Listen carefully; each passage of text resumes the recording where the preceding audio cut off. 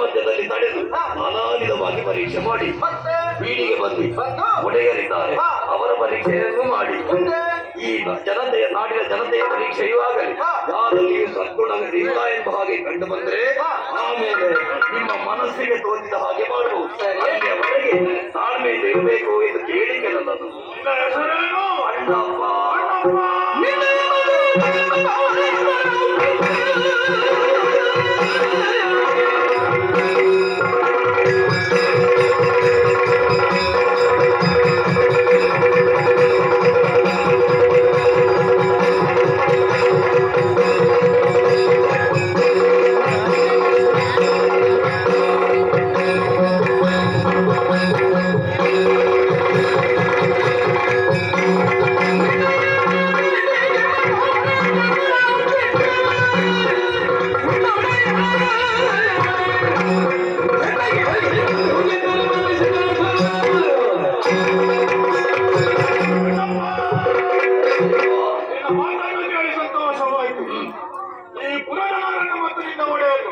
ಧರ್ಮ ಪರೀಕ್ಷೆಯನ್ನು ಮಾಡುತ್ತೇವೆ. ಸತ್ಯ ಧರ್ಮ ಇವರಲ್ಲಿ ಉಂಟು ಆದ್ರೆ ಇವರಿಗೆ ಬೆಂಗಾವಲಾಗಿ ನಿಂತು ತರೆಯಲ್ಲಿ ಧರ್ಮವನ್ನು ಬೆಳಗುವುದರೊಂದಿಗೆ ಧರ್ಮದ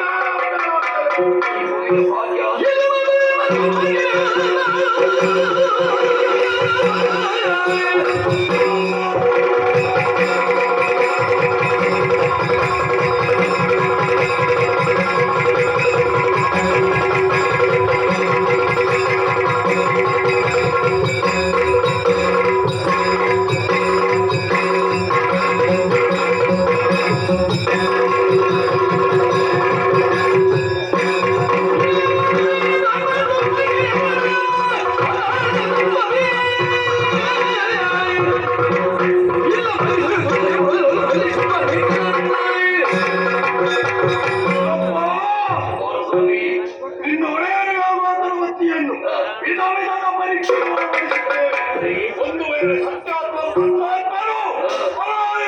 ಕಂಡು ಬಂದರೆ ನಾನಾ ರೀತಿಯ ಶಿಕ್ಷೆ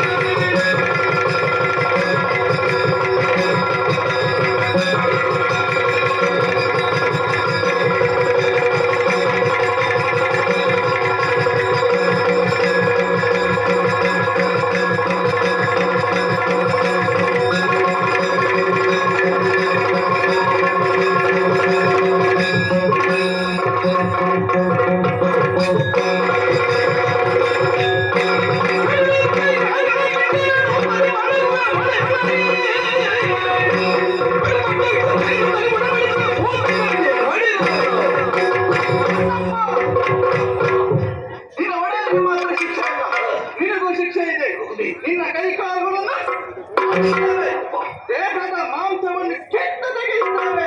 ಆ ನಂತರ ತಲೆಯನ್ನು ಕತ್ತರಿಸಿ ಪಾತ್ರೆಯನ್ನಾಗಿಸಿ ದೇಹದ ಮಾಂಸವನ್ನು ಪಾತ್ರೆಗೆ ತುಂಬಿಸಿಕೊಳ್ಳುತ್ತೇವೆ. ಕೈ ಕಾಲುಗಳನ್ನು ಬಳಸಿಕೊಂಡು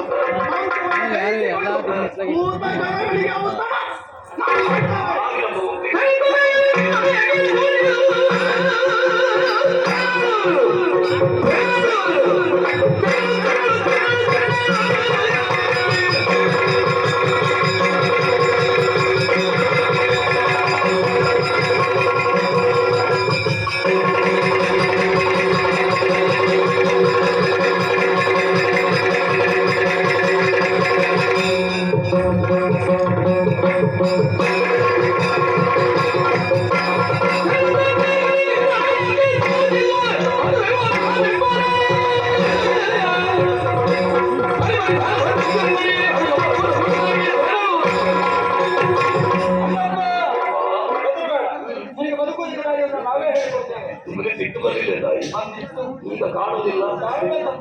ಹೌದು, ಯಾಕೆ ನಿನ್ನ ಮಾತುಗಳು ಅಂದ್ರೆ ಸತ್ಯಾತ್ಮ ಧರ್ಮಾಂತರ ಇದ್ದಾರೆ ಅಂತಲ್ಲ? ಹೌದು, ಅದು ಹೌದು ಅಂತ ಶಿಕ್ಷೆಯಿಂದ ಅನರ್ಥ ಆಗ್ತದಲ್ಲ. ಹಾಗಾಗಬಾರ್ದು ಅನ್ನೋ ಉದ್ದೇಶಕ್ಕಾಗಿ ನಿನ್ನದೊಂದು ಎಚ್ಚರಿಕೆಯ ಮಾತು. ಏನಮ್ಮ? ಈ ಕ್ಷಣದಿಂದ ಹೋಗಬೇಕು. ಎಲ್ಲಿಗೆ? ನಿನ್ನ ಒಡೆಯರಲ್ಲಿಗೆ ಹೋಗಿ ಒಂದು ವಿಷಯ ಸೂಚಿಸಬೇಕು. ಏನೆಂದು? ಧರ್ಮಸಾಧನಾ ಕಾರ್ಯದಿಂದ ಧರ್ಮದೇವತರು ನಿಮ್ಮಲ್ಲಿಗೆ ಬರುವವರಿದ್ದಾರೆ.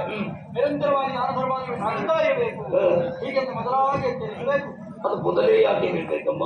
ನಾವು ಹೀಗೆ ಬರುವುದಿಲ್ಲ, ಬೇರೆ ಬೇರೆ ರೂಪ ಧಾರಣ ಮಾಡಿ ಕೊಟ್ಟು ಬರ್ತೇವೆ. ಆವಾಗ ನಮ್ಮ ಮನೆಗೆ ಸೋಲಾಯಿತು ಅಂತ ಆದ್ರೆ ಲೋಕೋದ್ಧಾರಕ್ಕಾಗಿ ಅಲ್ಲಿಂದ ಹೇಳ್ತೇವೆ. ಇಷ್ಟು ವ್ಯವಸ್ಥೆ ನಮ್ದಾಗ್ಬೇಕು. ಹೋಗು ಎಚ್ಚರಿಕೆ ಸಾರಿ